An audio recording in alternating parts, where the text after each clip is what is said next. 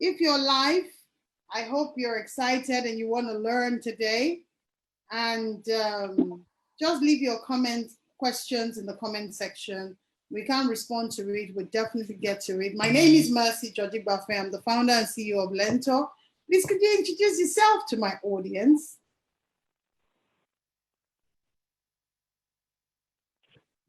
Yes, you can go ahead today. Hi, everybody. My name is Olatunde Adekunle. I'm a thought leader in the Agile space. I'm passionate about people, and also people are, agility, the biggest commodity, and streamlining the process, including the people, to actually deliver value is something that I specialize in. So I'm glad to be on board with Mercy George-Igbafe. So thank you, everybody, for having me. Thank you so much. I appreciate you taking the time. This is very important to me, to be honest.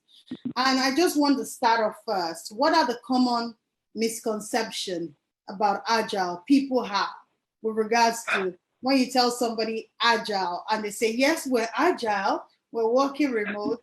I like to just speak to that. Thank you for asking that question. I think globally, the term agile or being agile or agility is there's a lot of misconception about it. So what does that mean? Agility or being agile is not working remotely. It's either working remotely or working together as a group. That doesn't make you agile. Agile is a mindset on how you operate, a mindset on how you behave, a mindset on how you collaborate, a mindset in how you deliver value on a continuous basis. That's agility. You can, there are different, let me dive there. You cannot practice what you don't know. You cannot, teach what you don't have. What does that mean? I believe in personal agility. What is personal agility? I must be able to be able to conversate, believe in incremental delivery in my own self. Delivery of what?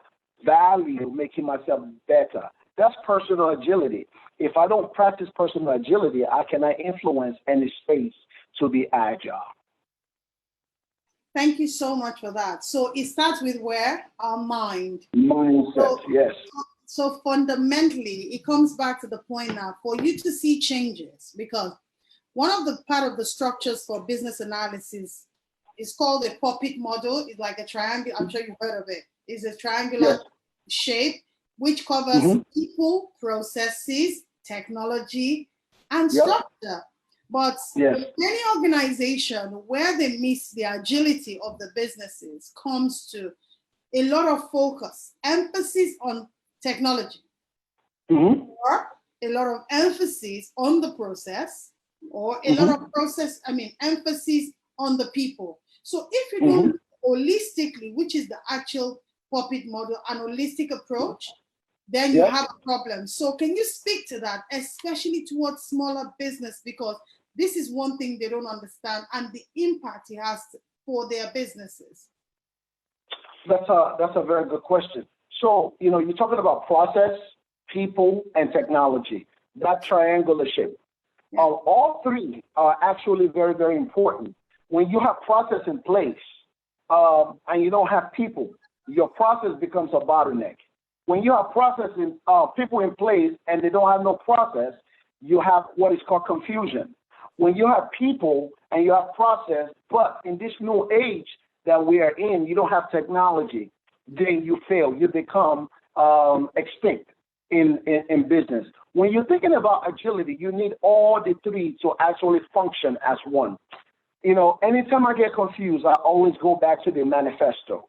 And then I go deeper and ask, what is the principle behind this manifesto? Take, for instance, principle number 5. It talks about, in the Agile principle, it said, build projects around motivated individuals. Again, this is people. Build projects, which is the work, around motivated individual, which is people. Give them the environment to support them to do the job. Give them the environment. What is that environment? Is it a structure? Is it a building? Is it technology? But the key thing is leadership. Trust them to get the work done. Trust them to get the work done. We always have to go back to what the founding fathers are saying the principle behind the manifestos are. Principle number 5, build projects around motivated people, give them the environment to do the job, and trust them to do the work. That just aligns that threefold triangle that we are talking about. The process, the technology, and the people. All of them working together as one. Absolutely. And that is so spot on, because that's where the disconnect tends to happen.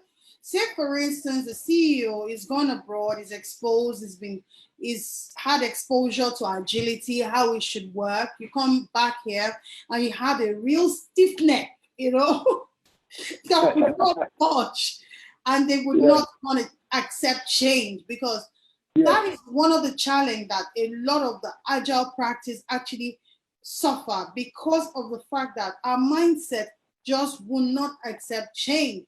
We're used to, we did it in 1920, we were successful in 1920, we need to do it in 2020.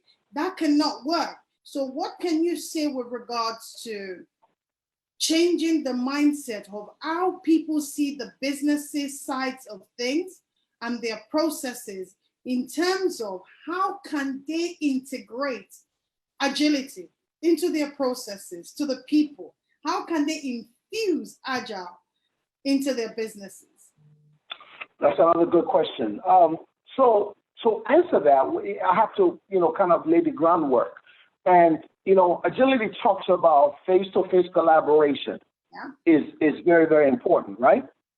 And if you look at restaurants before COVID-19 actually took place, everybody will actually go in the restaurants, shake hands, give hugs, cough, eat and drink, and nobody will think about it. Now, during COVID-19, every restaurant is actually closed all over the world.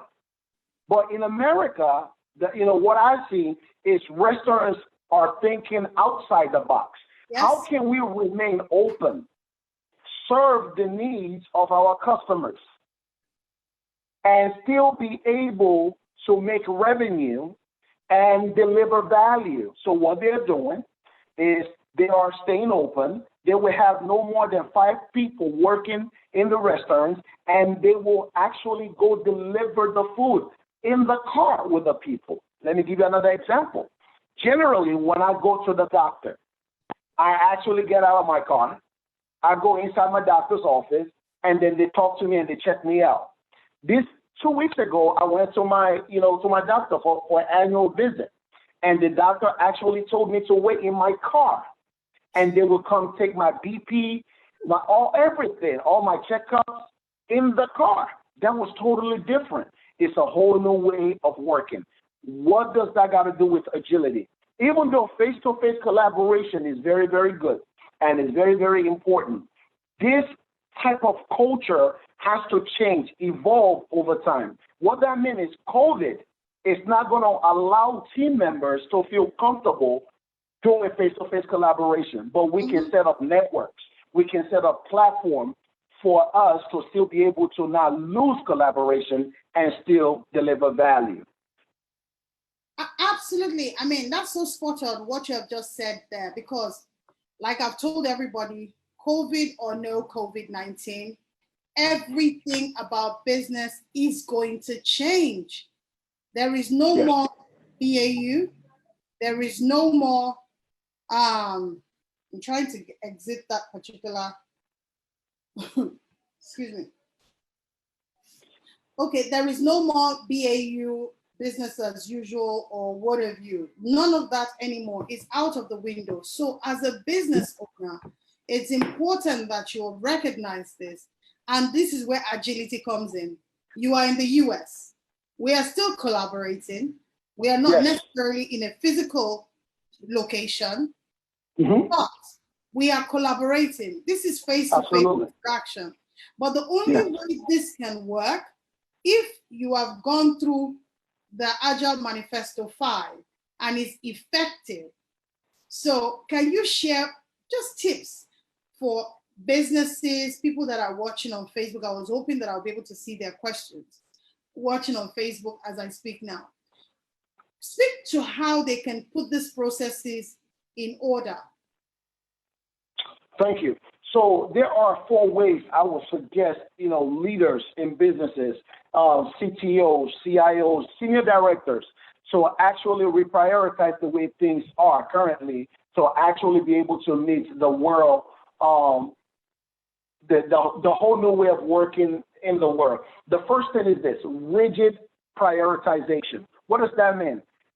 A leader must understand that, hey, even though this is the way we used to work, rigid prioritization, let's set some business value to the way things are being done or what needs to be done before the teams get into it.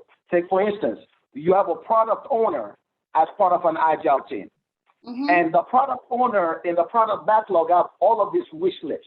Well, if we're not working face-to-face, that product owner has to be collaborating on an ongoing basis with business and also with business stakeholders. What does that mean is that product owner will have to actually prioritize, define, estimate, and prioritize features in collaboration with the team. If the teams are also small, another level is making the teams very, very small. Smaller being, 7 + 2 - 2. I will even say that studies have shown that 5 is actually the fifth in where the team can deliver value more.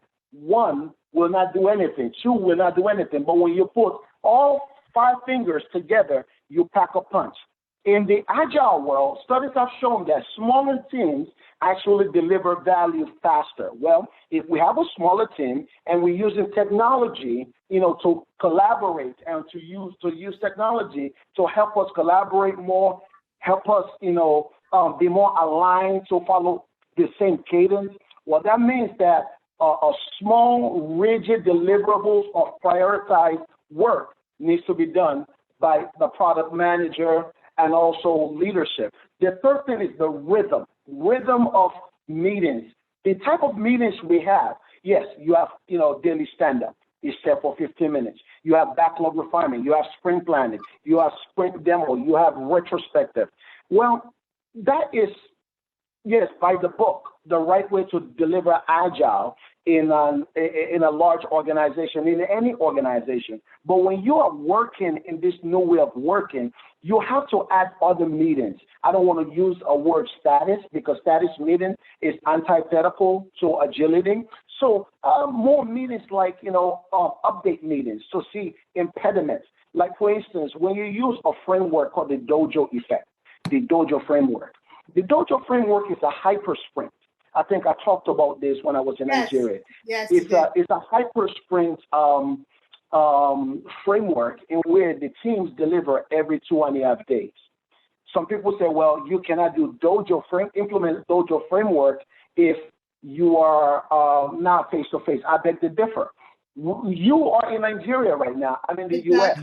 We are face to face. You are seeing me. You are hearing me. I'm seeing you. I'm hearing you. The same thing can be done in dojo. Every 2.5 days, the team will deliver. I believe if we make the team small enough in any organization, delivering value on an ongoing basis, there will be increase in collaboration. There will be more cross-functioning teams within any organization. And the third thing is this: leadership buy-in. The speed of the leader is the speed of the team.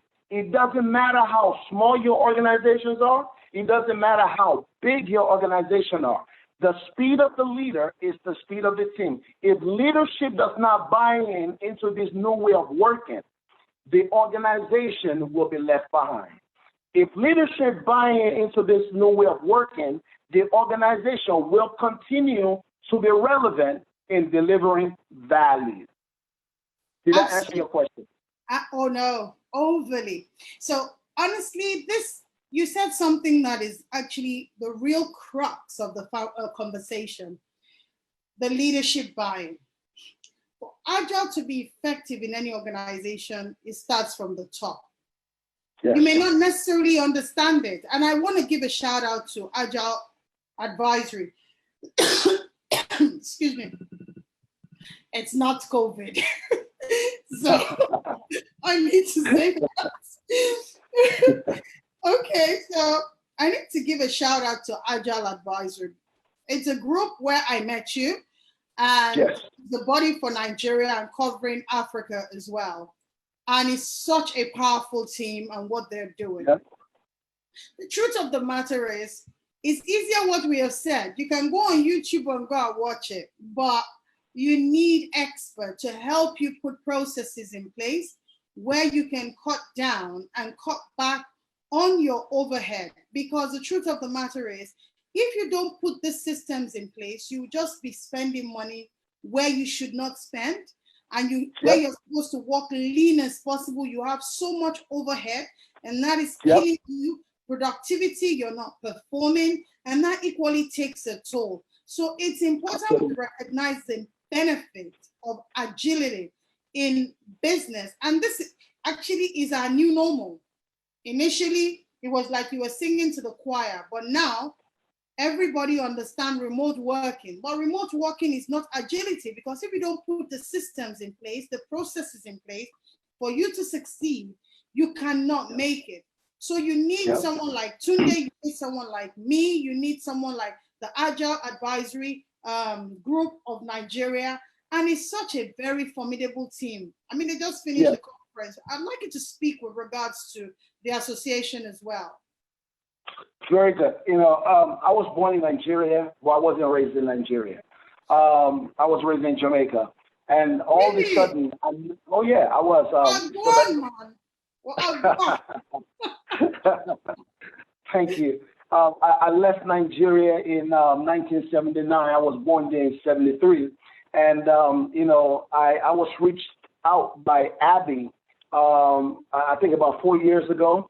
And she said, you know, she's, you know, implementing Agile or business agility in the entire continent of Africa.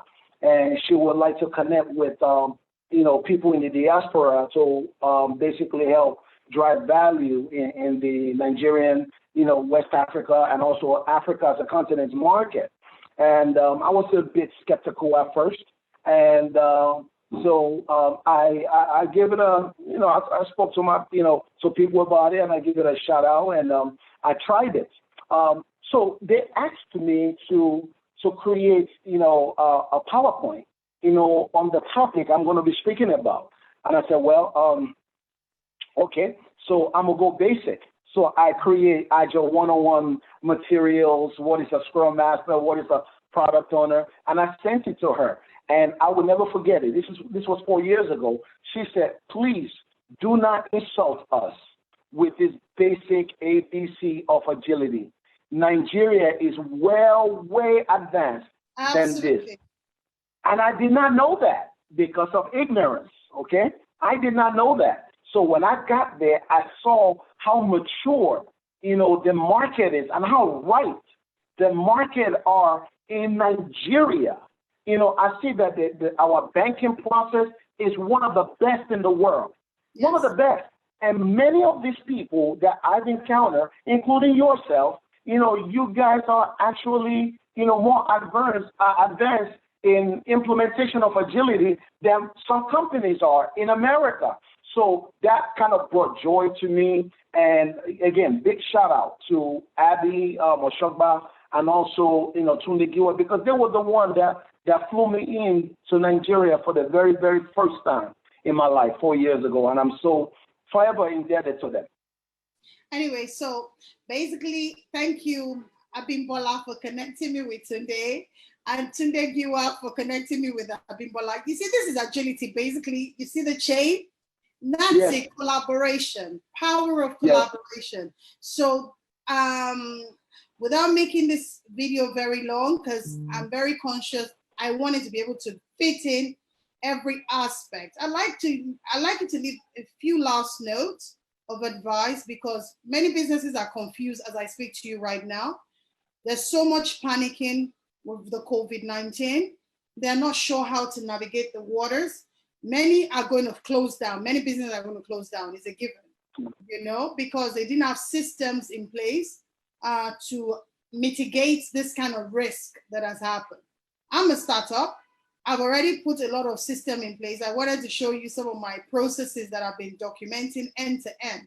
So I do understand the importance of agility. So I want you to explain or advise the CEO to decision makers for them to open their eyes to see the importance of agility in today's era, which is the new normal post-COVID.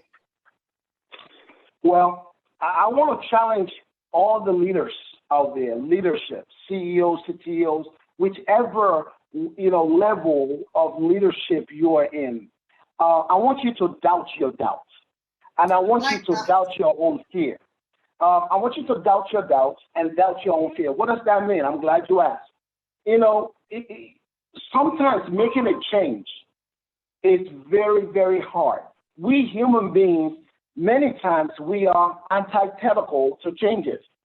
We, by nature, rebel against changes. We repel against changes.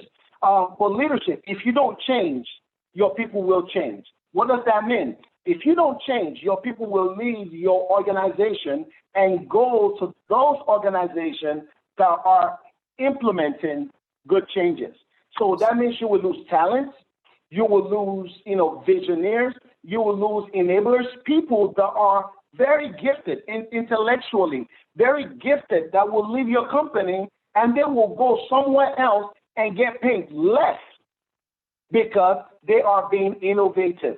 Also, doubt your fears. What does that mean? When you look at a guy like Bill Gates, we see his success today, but we don't know how many times he failed before he get there. Mm-hmm. When you see a guy like Steve Jobs, we see his success, still remaining, even though he's dead. But while he was alive, we did not see it. Not too many people know how many times he failed unless you read his book. When you think about Albert Einstein, Thomas Edison, all of these great people, KFC guy, I forgot the founder of KFC. We see KFC today, but we do not see how often those innovators fail. The word innovation is equal to failure, but it's only failure if you don't retrospect and learn from it. Leaders, doubt your doubts, doubt your fears. Again, innovate to fail, but learn from it to get better and better and better. And your people want you to be innovative. So in an agile team, in an agile environment platform, in a company, set up innovation experience for your team so that they can practice, how to be better engineers, how to be better developers, how to be better cloud computing engineers. All of this are innovative ideas, because when your team learns to be innovative, when you as a leader create an environment for your team to be innovative, your company, your organization, your people, your customer thrive. Yes. Thrive. Let me give you final quotes on this, being innovative. When you see an airplane is nothing but aluminums and metals brought together and then shaped together and then woven together to become one. And then you have the air, the sky. If you notice, the pilot and the plane doesn't fly with the air. It actually flies against it. And the pressure is what caused the plane to elevate to a different stratosphere. The pressure that you have is losing customers. The pressure that you have is losing employees. The pressure that you have is losing, market leverage. But if you don't face those pressure and go against it and still go through it, you will be left behind. You will be a grounded plane, and you will be of no value to your people, to the customer, to the market. You will become extinct. Go against the pressure. The pressure will help you climb higher and climb faster, and you will become better and become from a small company to a larger company. implementing agility the right way, partnering with the right coaches, bringing in the right people is very, very important. They will help your organization thrive. Absolutely. Thank you so much. I mean, one of the things that people don't understand is the fact that somebody says they can do it doesn't mean they can necessarily do it. I like to say the words of my friend, agile, especially when it comes to the 15 minutes, it's gone off my brain now. Can you imagine now? Anyway, the 15-minute stand-up where your retrospective meeting. So where you are doing your retrospective, you want to check what you have done so well, what you did not do so well. My friend calls it, Kule Talabi. He said, find out what you're doing that you need to stop doing now, what you need to do more, what you need to start to do, what you need to do more. You understand? So that's the process, because you need to start reflecting, introspect. Where are we? Where do we want to go? Gap analysis is important that you do it. And honestly, don't try to do it alone. It's like Google. Google has all the information in the world, but it's a maze. If you don't know how to navigate Google, you can get what you want. So make your life easier. Collaborate with Agile Advisory. Reach out to me, reach out to Tunde. You need advice. We are a team. Reach out to Tunde Giwa, Abimbola Oshoba. We are a team. And as a result, we'll help you to scale your business. There's no point struggling. What's the point you spending money where you're not supposed to spend money? Agile makes your job as lean as possible, delivering minimum viable product to your customers in time where they can interact and you can get feedback. It's an iterative process. You repeat the same cycle. You test, you adapt, you iterate. You test, you adapt, you iterate. That's my own final thought. And I just want to bid everybody, stay safe, stay indoors, start innovating, start with changing your mindset. Open your heart to receiving the change that we are in today. There is no business as usual. It's really out of the window.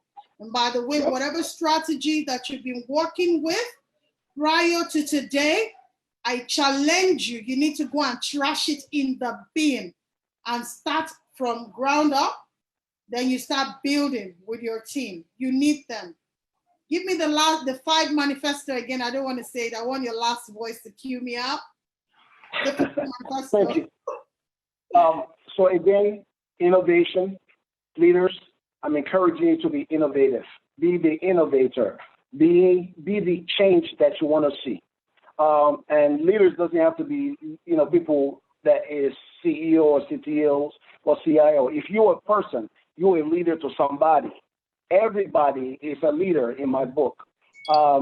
Stay in alignment, maintain alignment within your organization. Don't lose the culture of the organization, because the culture are the pillar that kind of help the organization stand. But maintain alignment, and also have a cadence communication. Meeting sessions that are set at a cadence and everybody buy into it. Finally, retrospect. Introspect first, then retrospect together. Yes. And take away items that we can learn better, that we can do better to make us a better organization. And finally, ownership. Everybody own being innovative. Everybody own being a leader. Everybody own following the right cadence. And finally, everybody own introspecting, retrospecting with a good action item. Thank you, guys. Thank you so much. Appreciate that. This video is going to be on the YouTube channel. Will be posted on LinkedIn as well. So I'd like you to follow him. What's your Instagram handle, Tunde? Actually, I'm not necessarily Instagram or Facebook. You need my services, Tunde. You need to talk to Learntor. But it's okay. No, thank you so much. We're a family anyway, so we're here for each other. Thank you so much and have a wonderful time. Please stay safe. Thank you.